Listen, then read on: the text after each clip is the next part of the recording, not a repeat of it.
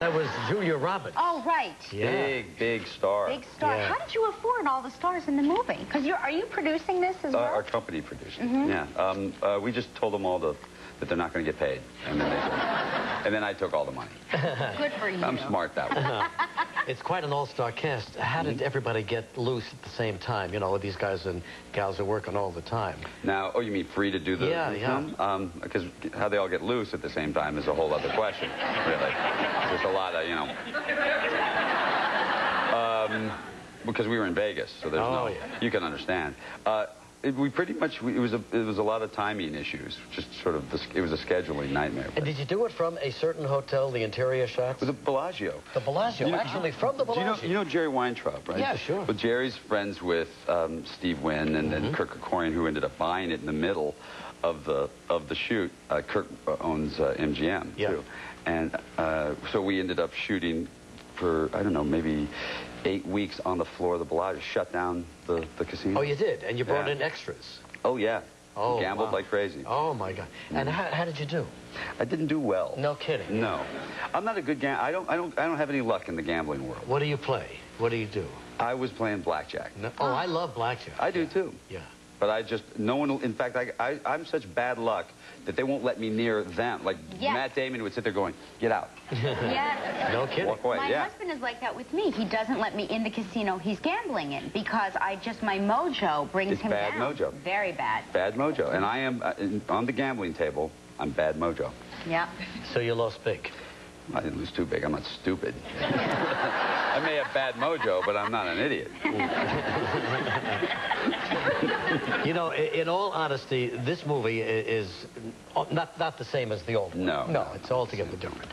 And but very technical now, you know, because everything has changed. In the old days, it was a safe probably that had some of this money. Now, my gosh, is that the way those money counting places are? They wouldn't really ever let us in near the real safe, which is where Julia keeps her money. And they wouldn't really let us in, you know, into the thing. So they made up based on when they were tearing down the other casinos, what some of the casinos were like. Boy, the schematics and all of that, really fascinating. Pretty wild. So now you and Julia Roberts, you know, there was a little buzz that you were... that we were seeing each other. Yeah. I know. Seeing each other, right. I like that. Yeah. Yeah, I was the one starting that rumor. You thought maybe she'd fall for it? I just figured give it a shot, you know. And? That didn't really work out for me. No kidding. No. A little disappointed in that one. But I'm going to start a new one. Let's start a new one. Mojo. Yeah, I had bad mojo with the Julia. Well, you had a terrible time. Julia didn't work out, and you lost money gambling. I'm going to start some new ones. Let's start a new one today. What is it? I don't know. Who do you want? Let's go. Let's go down the list of somebody we started. Okay. J-Lo. Well, Kelly's married. God, come on. Kelly's married. Meg Ryan's single again. Let's just say Meg that. Ryan. Okay, Meg Ryan and I. Why would you say Meg Ryan? Because we've been seeing each other secretly. I knew it. Yes. You know, and you would look good together. I think so, too. Yeah. I was saying that to her yesterday in the jacuzzi. Don't believe a word he says. It can't be Meg Ryan. Anyway, we're going to take a pause. We'll come back with George, and he'll hang around, okay?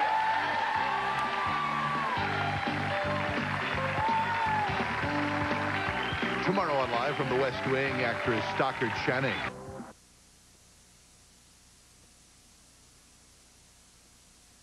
Lake, you got it. Call Wake 976 Wake.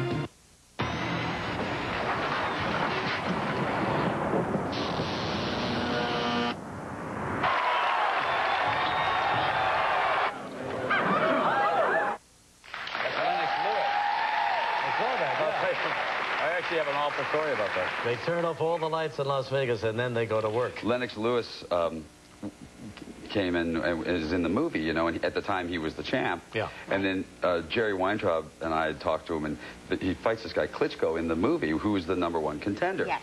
And so Jerry started to talk to him and say, listen, we'll promote the fight. We'll do it for the premiere on the 5th of December in Vegas. You do the fight, you fight Klitschko, it'll be fantastic. We came up, we'll be the promoters, Jerry Weintraub and I.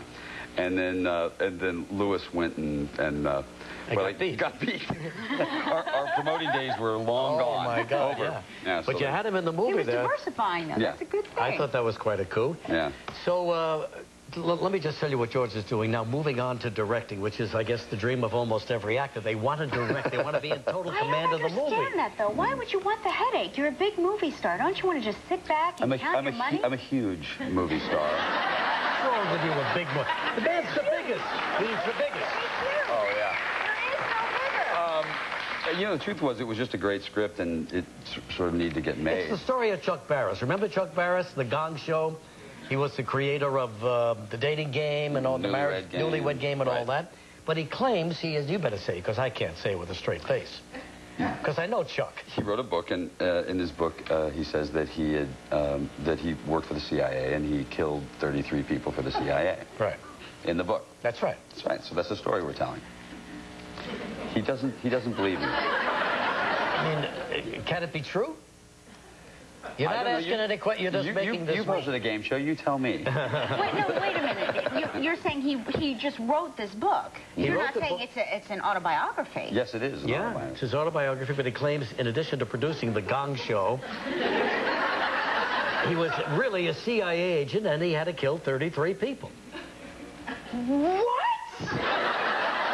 Just take our word for it, and this is becoming George's new movie. Are you in the movie? This is going to be a good one. I am. I'm in the movie. And what do you play? I'm not quite sure yet. Yeah. I'm just directing it now. I play the CIA guy. All right, good. But you're having fun doing that, huh? It's fun. Yeah. All right, well, now, in Ocean's 11. Yes. Here you are explaining to Brad Pitt why you want to pull off this heist, right? Right. It's a nice little piece of snappy dialogue in here. Well, it was the one scene where we had to explain why we were going to do something, and every movie has that moment. Yeah. That we always sort of, you know, you hate doing as an actor because you go, here comes. But you got to let the audience in on something. I know. And let me tell you something. The audience I got a little lost last night. Yeah. Well, that's just going to the theater, Regis. It's a very involved plot, believe me. So all of these little bits of information help you as an audience. So now here's George and Brad in a scene from Ocean's 11. What? I need a reason. I don't see money. Why do this? Why not do it?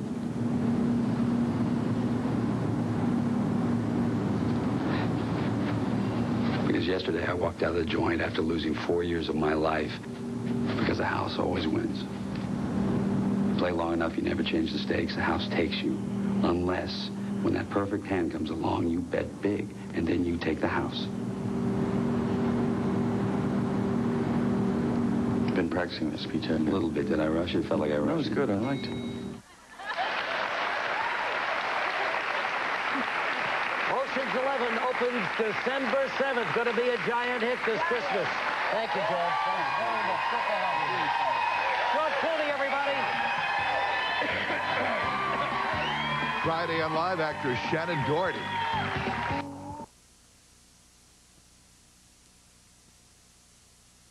Then along came this orange juice with a sweet... Times. We went to the Crow's Nest and drank a lot, and we did all those things that those guys did just so we could feel it, just so we could be a part of it. We're not trying to impersonate them. We're not trying to be them. But we're sort of trying to give the essence of what these guys lived and how they lived. I met Bobby's brothers and sisters and his mom.